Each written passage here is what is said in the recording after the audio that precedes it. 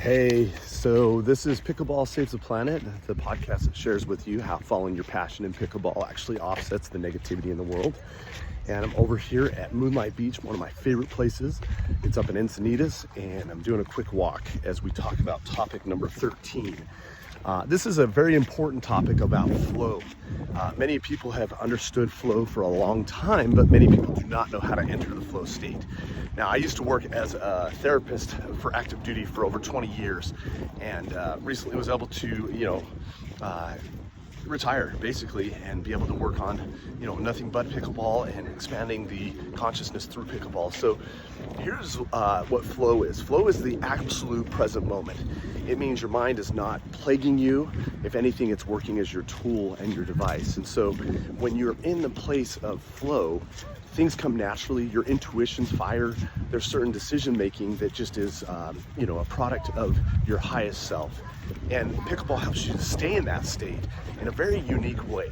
So what happens with this is that you really start to notice, unlike a lot of different things in life, movement in the sports activities. I remember when I was first playing, when I first recognized this state, I was playing basketball, and I was just making shots. I was just drilling things, and it's kind of like what people look at and see Michael Jordan in the zone. Very similar to flow. It might even be the same thing, So just a few questions about flow state over the stress state. So stress actually puts us in a place of anxiety. Flow puts us in a place of confidence. And as we enjoy that confidence, we start to realize that our capabilities are much higher than maybe what we had possibly imagined. And so what some of the great questions about this is, what happens to the nervous system during a state of deep flow versus stress? Now for stress, I'm going to talk about that first. We shift into a fight, flight, or freeze stage, and we're not going to make our best decisions in that stage. Now in flow, we swip into the more evolved brain, the prefrontal cortex. It actually, almost like when we play loose, our prefrontal cortex loosens up a little bit, and we're actually anticipating things way before our mind is actually processing them in the sense of our thinking mind, because that thinking mind is really much more of a receiver, much more of a reactor. And when we're in that flow state, we're just really hitting at that premium level. Our prefrontal cortex is actually elastic, and so the more time we spend in that, it enjoys that a creation that is not from the past, and it's not from the anticipation of the future. It's in the very present moment, and so it's a very healthy state to be in. We are actually removing old identities by this: the worrier, the depressed, the different things, and we're actually allowing our more authentic self to come through. So when we're in this state, we can actually see that there's certain times our hands get to the ball. The ball is whizzing at us at 65 miles per hour or faster sometimes when it's getting spiked at us right at the kitchen line. And our hands all of a sudden make it to the ball. It's like this really quick thing that our mind could never have put together, because our mind is, again, a receiver. It takes out that middleman and it just goes right to the spot. And it's so beautiful when this happens, and it's so healthy to have it happen.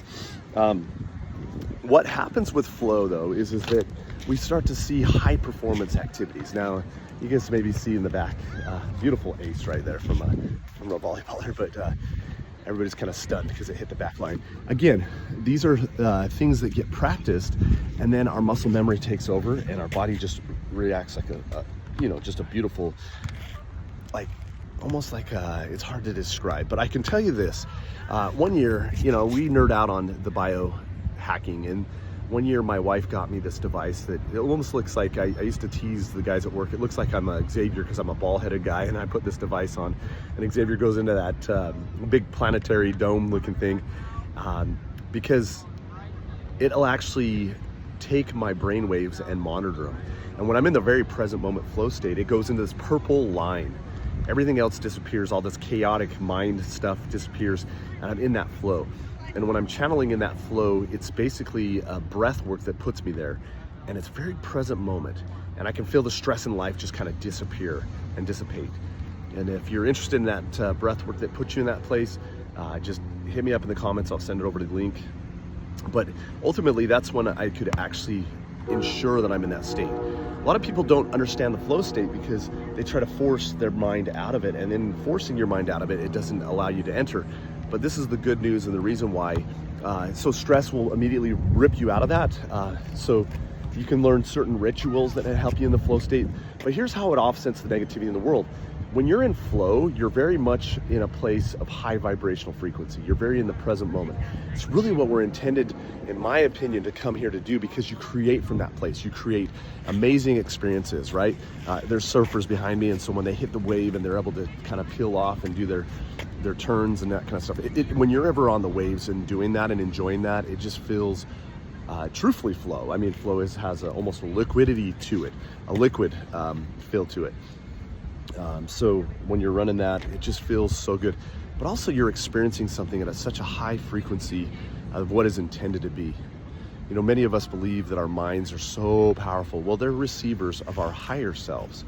And it gets impeded and blocked from what we have is our past and our feared future. We can create from much higher places. Now, those are valuable in a sense because it might prompt us to do things differently. And ultimately, it's not always the most creative space to think from, but it can be the force or the factor that pushes us in that place of doing more.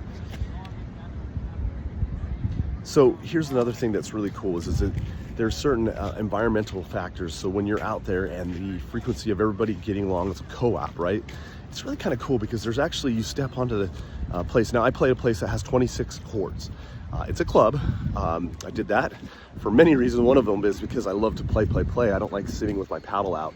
But when you step onto the court and you're playing, you don't realize that you're part of the collective. And so everybody cooperating and playing together in ritualistic movement actually creates a frequency of getting along, of community, and that actually is a part of that flow state that the outside observer, it's contagious. They get connected to it, and there's actually raising of the frequency. So when I show up at the club, it actually is electric sometimes. You can feel it. And so one of the ways that Pickleball Saves the Planet is by helping people to get into that flow state. And I hope that you enjoy this in your own adventures. With that, remember, Pickleball Saves the Planet is a way that we discuss how the sport itself helps to raise the frequency of the planet through healing, through intention. And if that is important to you, make sure you like and subscribe.